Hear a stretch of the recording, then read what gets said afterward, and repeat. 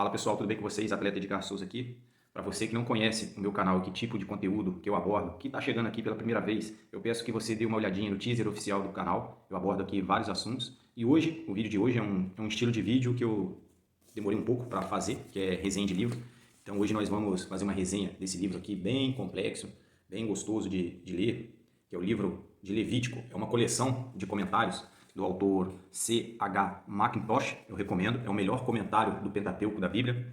Um livro bem difícil de compreender, porque as pessoas, principalmente aquelas pessoas que querem contradizer a palavra de Deus, utiliza ele de maneira literária. E o livro de Levítico, ele apresenta Jesus Cristo como nosso sacrifício pelo pecado. Então, é um livro que ele tipifica Cristo. Nós, que estamos aqui no século 21, nós olhamos para trás. Naquela época, quando foi escrito o livro de Levítico, escrito por Moisés, eles teriam que olhar para frente, ou seja, tanto aquele povo do passado como o nosso povo, olhando para frente ou para trás, está olhando para a mesma pessoa, que é Jesus Cristo. E o livro de Levítico retrata muito bem isso, e o porquê das ofertas, porquê dos animais puros e impuros. Então eu vou fazer uma série de comentários aqui a respeito de algumas impressões que me marcou neste livro, que eu sugiro que você compre, é uma coletânea com 6 números, né? Embora o Pentateuco são 5 livros, mas em Deuteronômio ele faz 2 edições. Os teólogos do século XVIII e XIX costumam dizer que se acabasse todos os livros da Terra e sobrasse a Bíblia e essa coletânea de comentários Mackintosh, eles estariam por satisfeitos. Então não vou fazer aqui um vídeo discorrendo cada capítulo de Levítico, porque senão eu estaria adiantando todo o livro. Então vou dar alguns spoilers e as impressões que eu tive desse livro, beleza? Então sem mais delongas, vamos embora. Logo na primeira página, ele diz assim: a ciência humana pode ser compreendida pelo intelecto humano, mas nenhum homem conhece o Filho de Deus se o Pai não lhe revelar pelo poder do Espírito e por meio da palavra escrita. Eu lembro até daquela polêmica passagem, antes de Cristo ser crucificado, Jesus, junto com os seus discípulos, pergunta: quem as pessoas falam que eu sou? O que vocês dizem que eu sou? Aí alguns dão a resposta, mas Pedro fala assim: tu és Cristo, o Filho de Deus. Aí é onde é uma polêmica passagem, onde que dá margem para interpretações católica e protestante. E nisso, o que me chama a atenção é que, como Cristo não tinha sido crucificado ainda naquele momento, Pedro não tinha essa revelação, muito menos a revelação de que Cristo ressuscitaria. Então, quem poderia ter dado aquela informação para ele? Apenas o Pai. Apenas Deus pode dar a revelação, por mais simples que pareça, que Jesus é o Filho de Deus. Então, essa passagem ela me marcou muito, né? E hoje nós temos a palavra escrita para confirmar isso. Então, se Deus não revelar para aqueles que ele predestinou, para aqueles que ele escolheu, não adianta tentar compreender como se fosse ciência, pelo intelecto. Na página 38 aqui, ele faz uma observação sobre o serviço, né? Aí olha que interessante. Quão propensos somos a correr sem sermos enviados, quão propensos a atuar na energia da carne. Quanto daquilo que se parece com o ministério não é somente atividade inquieta e profana de uma natureza que nunca foi medida nem julgada na presença divina. Esse livro de Levítico ele foi escrito para os filhos de Israel. E existe uma das tribos, a tribo de Levi, tinha lá os descendentes de Arão, que seriam os encarregados para ser sacerdote, Arão, o sumo sacerdote. Hoje, depois da dispensação da graça, nosso sumo sacerdote é Jesus Cristo e nós somos os sacerdotes. Mas aqui você tem que entender que você tem que ser escolhido, como Arão foi escolhido para ser o sumo sacerdote. Arão era irmão de Moisés e somente os descendentes deles poderiam trabalhar com o serviço. Então, fica aqui a questão, né? A gente às vezes é muito motivado por um ativismo dentro da igreja e a gente aí acaba sendo enviado por homens. E tudo aquilo que for palha e feno não resistirá ao juízo.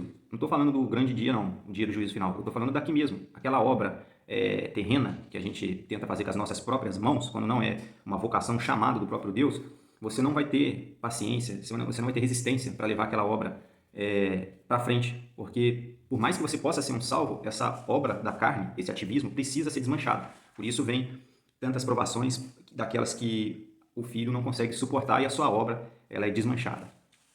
Então, que ficamos atentos se realmente fomos chamados para determinado serviço. Ele acrescenta: um homem pode escrever, porém se a sua pena não for guiada e usada pelo Espírito Santo, as suas linhas não produzirão resultados permanentes. Um homem pode falar, mas se os lábios não forem ungidos pelo Espírito Santo, as suas palavras não criarão raízes. Ou seja, por mais que você tenha uma boa eloquência, uma boa persuasão, uma boa oratória, uma boa retórica, que não é o meu caso, se você não for ungido pelo Espírito Santo de Deus para o serviço, Não adianta, isso não vai criar raízes na alma do pecador. Por quê? Uma das coisas é que precisamos despojar-nos inteiramente do ego, a fim de haver lugar para o Espírito agir por nosso intermédio. É impossível um homem cheio de si mesmo possa ser o vaso do Espírito Santo. Um tal homem deve primeiro despojar-se de si mesmo, e então o Espírito Santo poderá usá-lo. Então, se não tiver esse profundo refinamento para uma pessoa partir para o serviço cristão, principalmente esses serviços que fica à frente, que todos, muitos almejam, quantas pessoas não vejo aí no Facebook, no Instagram, completamente cheia de si, com o ego lá em cima, pregando, mas na verdade ela não quer pregar Cristo, ela quer mostrar para as pessoas, olha, eu sei pregar, olha, eu sei aqui falar, mas está completamente cheia de si mesmo, e aquilo dali não tem poder nenhum, porque senão seria muitas almas sendo convertidas, pois o que tem de pregador aí, mais pouca conversão, então fica também para nossa reflexão, será que nós não estamos calma e inquieta, num ativismo dentro da igreja, porque às vezes você mal chega dentro de uma igreja e já te colocam à frente de determinados serviços a qual o Senhor não o chamou. É lógico, levando em consideração que limpar um banheiro, ajudar nos bastidores, nas organizações de eventos, as coisas, qualquer pessoa pode fazer, mas geralmente não é esse serviço que quem está cheio de si quer. Quem está cheio de si quer louvor, quer pregar a palavra, quer ficar na frente. Então, infelizmente, você não irá ficar. Isso quem diz é a própria palavra, não sou eu. Pois somos propensos a ser egoístas ou procurar os louvores dos homens nos nossos melhores serviços, e assim deixamos de temperar a nossa conversação. Daí a nossa deficiência em azeite, incenso e o sal. Enquanto que, ao mesmo tempo, existe a tendência para alterar o fermento e permitir que se manifeste o mel da natureza. E quando nós buscamos louvores dos homens, já recebemos o nosso galardão. Comentários valiosos. Quanto mais permanecemos na luz, mais profunda será a nossa compreensão de tudo que seja contrário a essa luz. E mais profundo também será o sentimento do valor desse sangue que nos dá o direito de estarmos na luz. Quanto mais perto andarmos de Deus, mais conheceremos as riquezas incontáveis de Cristo. Pois não é melhorando nossa velha natureza que chegaremos à presença divina, mas como possuidores de uma nova natureza. E eu acredito muito que um livro ele tem que te dar um avanço na tua vida, quer seja moral, intelectual. Depois de uma leitura de um livro, aquelas verdades que você encontrou, aquilo precisa ter um efeito prático em tua vida. E olha aqui, uma das primeiras coisas que me trouxe paz de espírito através de um comentário. Porque falar que é fácil ler um livro de Levítico e entender não é fácil. Por isso a importância de buscar bons autores cristãos confiáveis, principalmente do século XVIII, ali, XIX, onde tinha grandes avivamentos, e para poder ajudar, né? Pregar um pouco mais mastigado, né? Então, olha só isso daqui que me deu grande paz e libertação. De fato, descobrimos, a miúde, que o hábito de importunar Deus com pedido do perdão dos pecados revela ignorância a respeito da forma como Deus se revelou na pessoa e obra de Cristo. Deus ficou perfeitamente satisfeito quando nós, pecadores, creu na cruz de Cristo. Na cruz foi feita a completa expiação por todo o pecado na natureza do crente e na sua consciência. Não precisamos lhe suplicar que seja fiel e justo, pois a sua fidelidade e justiça foram gloriosamente patenteadas, justificadas e satisfeitas na morte de Cristo. Os nossos pecados nunca poderão vir à presença de Deus, visto que Cristo, que os levou todos os nossos pecados e o tirou, está ali. Contudo, se pecamos, a consciência sente. Deve sentir. Sim, o Espírito Santo faz-nos sentir. Não pode deixar passar uns simples pensamentos e em vão ser julgado. Mas o que perdoa pecado não é a nossa confissão. A nossa confissão, ela serve para o nosso próprio entendimento. O que perdoa o nosso pecado foi a obra de Cristo na cruz, o sangue purificador dele, e não a nossa oração fervorosa.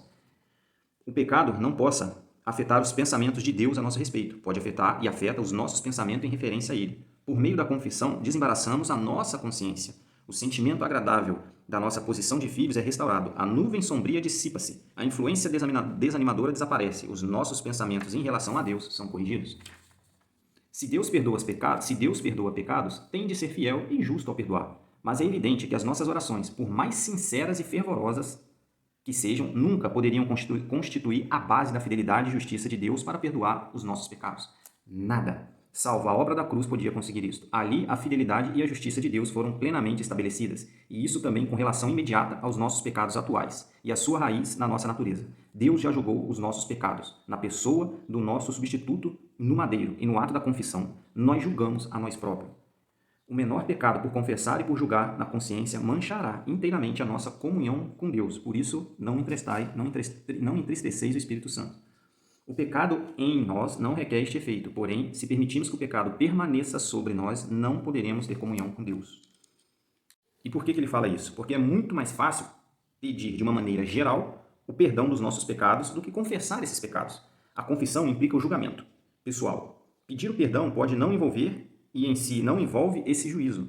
Isto é, só por si seria o suficiente para salientar a diferença. O juízo próprio é um dos mais valiosos e saudáveis exercícios da vida cristã. Portanto, tudo que tende a produzi-lo deve ser altamente apreciado por todo cristão sincero.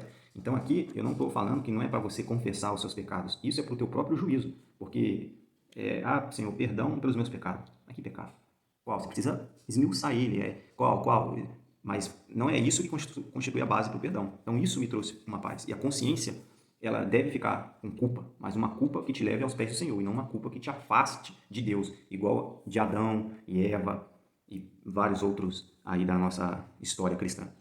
A diferença entre pedir perdão e confessar o pecado é continuamente exemplificada no nosso tratamento às crianças. Aí aqui ele faz um paralelo bem bacana. Se uma criança tem feito alguma maldade, acha menos dificuldade em pedir ao pai que a perdoe do que em confessar abertamente e sem reservas a maldade. Ao pedir perdão, a criança pode ter em seu pensamento um determinado número de coisas que tendam a diminuir o sentimento do mal. Pode pensar que, afinal, não havia muita razão para me censurarem, embora seja conveniente pedir perdão ao pai, enquanto que ao confessar a maldade faz o seu próprio julgamento.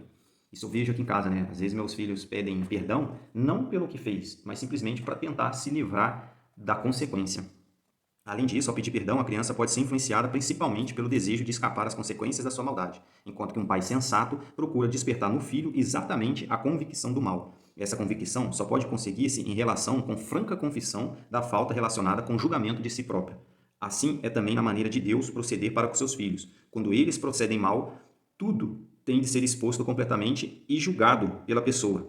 Ele quer fazer-nos recear não só as consequências do pecado, que são inexprimíveis, mas detestar também o próprio mal, por causa da sua hediondez aos seus olhos. Se fosse possível, quando cometemos pecado, sermos perdoados simplesmente porque pedimos perdão, a nossa compreensão do pecado e atitude perante ele não seriam tão intensas. E como consequência, a nossa apreciação da comunhão com que somos abençoados não seria tão elevada.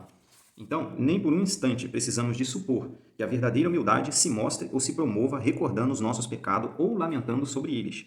Uma tristeza impura e dolorosa pode assim ser aumentada, mas a verdadeira humildade salta sempre de uma origem totalmente diferente. Quando é que o pródigo mais se humilhou? Quando? Quando caiu em si, na terra longínqua, ou quando chegou à casa do Pai, se reclinou em seu seio? A humildade tem a sua origem na remoção dos nossos pecados. Deve ser sempre mais profunda do que aquela que resulta de a descobrirmos. A primeira liga-nos com Deus, a última relaciona com o ego. O meio de ser verdadeiramente humilde é andar com Deus no conhecimento e poder do parentesco em que Ele nos colocou como filho, por meio de Jesus Cristo. Não temos que fixar os olhos nos nossos pecados, mas sim naquele que levou sobre a cruz e os tirou para sempre. Não temos de nos enganar a nós mesmos com a ideia presunçosa de que não temos pecado em nós. Nem vamos negar a verdade da palavra de Deus e a eficácia do sangue de Cristo, recusando alegrarmos com a verdade preciosa que não temos pecado sobre nós, porque o sangue de Jesus Cristo, seu Filho, nos purifica de todo o pecado.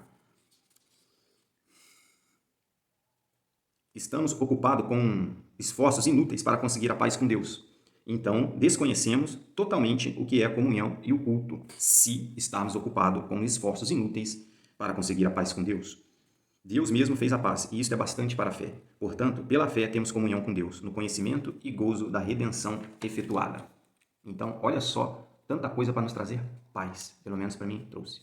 E aí, para fechar esse vídeo, eu vou dividir ele em umas 3 partes, para não ficar muito longo os vídeos e maçante. Então, eu estou enfatizando aqui a paz com Deus vem através do perdão dos nossos pecados, por meio da obra de Jesus Cristo, através do seu sangue precioso, que nos lavou, nos purificou e nos purifica continuamente, até o último dia da nossa vida aqui na Terra.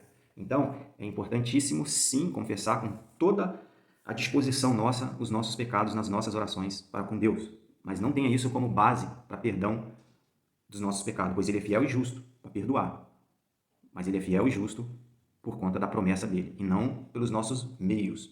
O pecado foi expiado, não segundo nossa ignorância, mas conforme o conhecimento de Deus. Esta certeza dá grande descanso ao coração e à consciência.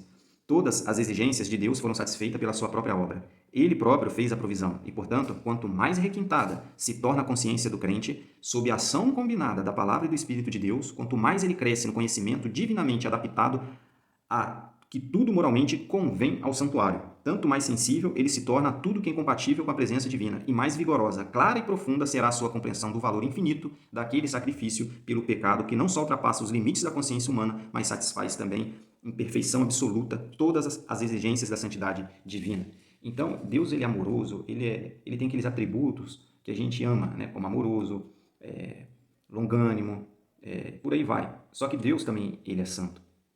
Então, como nós, seres humanos, não teríamos a capacidade de ter alguma obra que promovesse a nossa paz, ele mesmo promoveu essa paz, enviando Jesus Cristo aqui na terra e ofereceu esse sacrifício santo para ele mesmo. Então, antes da gente achar que o sacrifício de Jesus Cristo é para nós, primeiro é para satisfazer a própria ira de Deus para com o pecado. Claro, nós nos demos bem com isso, vamos colocar assim. Então, essa parte aqui do perdão me trouxe muita paz, então achei maneiro estar bacana compartilhando aqui com vocês.